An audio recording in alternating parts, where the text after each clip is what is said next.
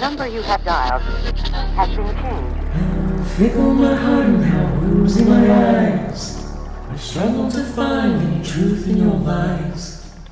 And now my heart stumbles on things I don't know. My weakness I feel must finally show. Lend me your eyes, I can change what you see. But your soul you must keep totally free. It Nefarious will be a series of episodes. In these episodes, we will attempt to take a look at both sides of the story of various nefarious topics. These exercises are presented for you to have the opportunity to hone your own discernment, take what resonates, and leave the rest. These will be exercises in big thinking, some mental yoga, if you will.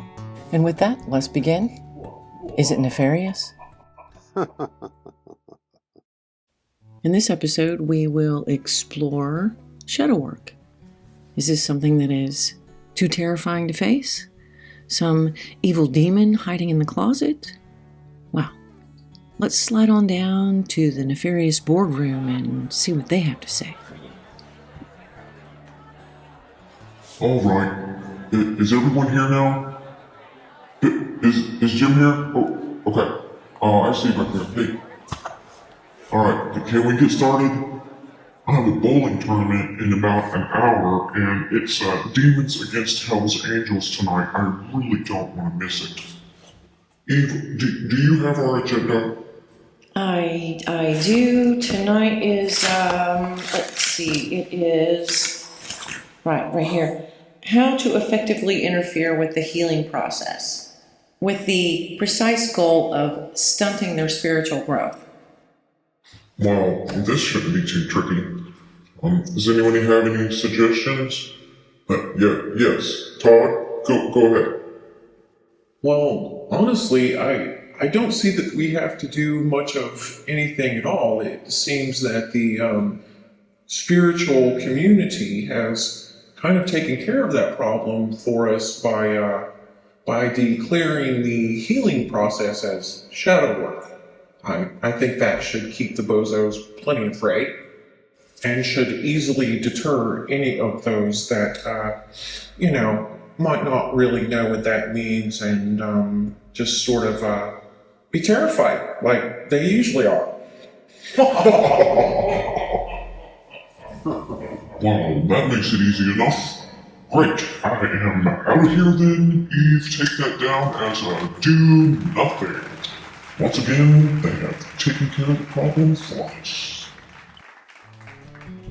The first thing that we need to understand about shadow work is that shadow work is doing the spiritual work. That without integrating this element of shadow, we cannot achieve a whole state and complete and own our personal power.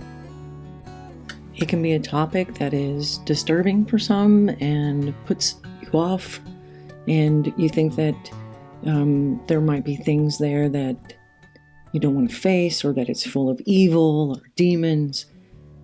But this isn't really true at all. Now, that doesn't mean that the things that reside in our shadow are not disturbing or painful.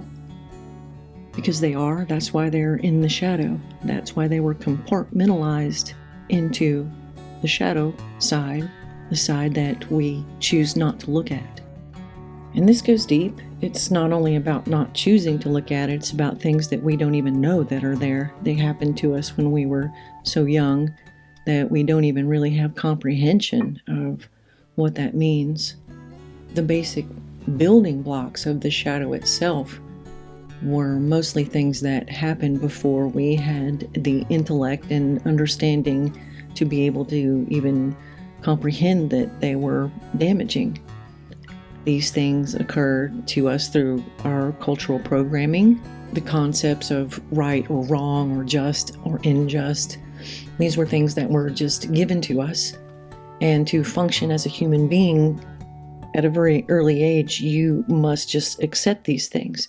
These were things that we integrated as truths, and the building blocks of our shadow are those things that we just automatically believed. We believed those things because we had to rely on our caretakers and the individuals around us to provide us with the tools that we needed to survive. Humans are very complex, and it's very complicated to have a human go from infancy to being able to survive on its own. A great deal of programming goes into that. And depending on the quality of that programming, the awareness that your parents may or may not have had about the fact that they had programming themselves, had they done their shadow work themselves, had they become an integrated spiritual whole being, the quality of what we were programmed with may or may not have been truth, may or may not have been useful, and may or may not have been harmful. So just the very fact that we are born as a human being into the necessity of having a cultural program be installed in us to be able to get us to a point where we can survive on our own is complex and, in essence, where our shadow begins, because we are automatically instilled with the shadows that our parents never dealt with. We just pass it along, generation to generation. So depending on the degree of damage in their shadow that they didn't deal with, this is the degree that we are born into carrying. And why is that the case? And because you can't run from your shadow. You cannot get away from it. And again, what is in that shadow is the compartmentalized things that happened to us that caused us trauma or pain that we put there and did not look at and did not wish to experience, or as a very young child, incapable of being able to integrate or understand the things that were being placed in that shadow. But if we don't deal with them, they will constantly be there, constantly pulling on us, constantly bringing us back into situations that are going to trigger our shadow. When these parts of ourselves are triggered, these shadow elements are triggered, is when we get into doing more damage or accumulating negative karma because our behavior and our reactions are just being carried out on a loop. It's just a loop of doing this over and over and over again until we do the shadow work, until we embrace these things, notice these things, bring our attention to these things, and integrate them within ourselves. It's not pleasant, but it is something that is necessary. If we don't heal these things, then we can not move forward in our connection to our higher power, God, Creator, whatever label it is that you want to put on this connection. And this is the place where we find peace. And we find this peace in our spirituality because we heal. We take back our personal power when we do that. And then we can begin to choose the type of situation, the type of life, the things that we do want to bring into us. We're not constantly having to deal with our shadow, bringing things back and running in these cycles, these loops over and over again, because our shadow will not leave us alone until we recognize it. That's all it wants from you. It wants you to acknowledge it. You can think of your shadow as an accumulation of fragmented pieces of yourself. They are elements of you that were put there into a place, compartmentalized, because the things that fragmented self experienced were very painful. And of course, no one likes pain. And we work day and night dedicated to avoiding pain, not understanding that we are actually causing more of it within ourselves, and unfortunately to other people that we deal with, because when we are acting out of these triggered shadow elements, it's damaging. It's going to wreak havoc until you recognize it, until you bring your awareness to it, integrate it, Although this may seem like an insurmountable task, it really isn't, and it's not as difficult as one might think. All shadows are dissipated by light, and in this case, we can bring light to the subject with our intent and our awareness, our acceptance, which begins with our willingness to do this work. We have to remember, every time one of these compartmentalized fragments was created, it was done more than likely when we were very young children, and it stopped the growth of that element of ourselves. So if you can understand that and see it in that way, then these fragmented parts of ourselves are our quote-unquote inner children, our inner child, our wounded inner child. And what that child needs is your love, your acceptance. These wounds were created, for the most part, for most of us, around a feeling of being rejected. Our authentic self was rejected by our cultural programming via the caretakers, our parents, and the people around us. And this isn't about blame. This is about healing, and that means forgiveness. We have to have compassion for those individuals around us that have done these things. They did these things most likely because they were done to them and they didn't know any better. But it's our job to break these cycles.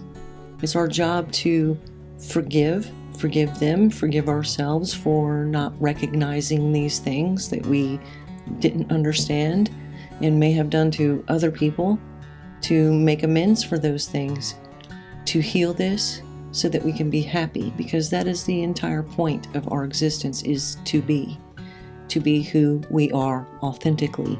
Accept that and love that, and stop relying on the opinions of others to value yourself. And that's not a license to do harm to someone else. The only rule in creation is to do no harm. That's our natural state. And when we are in our authentic natural state, we don't do harm because we don't need to, because we're no longer playing out the cycles of damage, because we no longer have to rely on the outer world to reflect to us our self-worth, our value, because we know our value. And when you own this self-love, when you know your worth and your value, you become a superhero. You are invincible at that point. It gives you the ability to go out into the world and fearlessly love everything and everyone that you choose to, because you're no longer afraid. You're not afraid that they're going to judge you, that they're going to reject you.